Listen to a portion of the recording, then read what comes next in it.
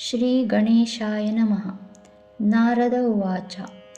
प्रणम्य शिरसा देवं गौरीपुत्रं विनायकं भक्तावासं स्मरेन्नित्यम् आयुष्कामार्थसिद्धये।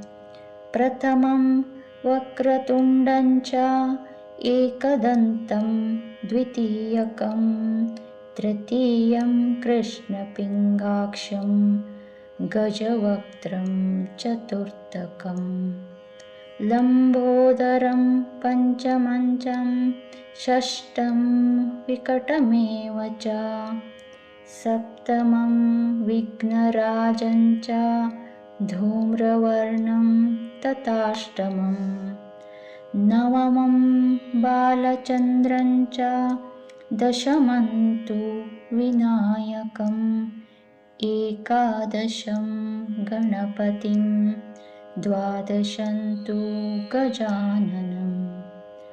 द्वादशैतानि नामानि त्रिसन्ध्यं यः पठेन्नरः न च विघ्नभयं तस्य सर्वसिद्धिकरं परम्।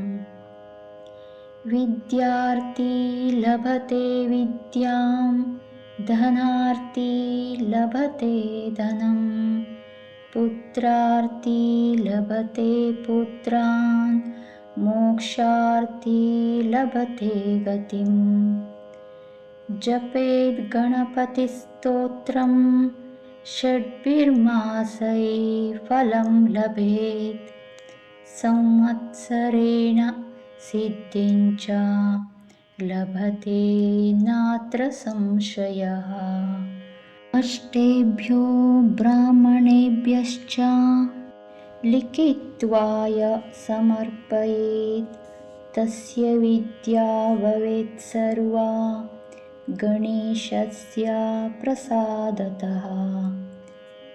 इति श्रीनारदपुराणे गणेशस्तोत्रं सम्पूर्णम्।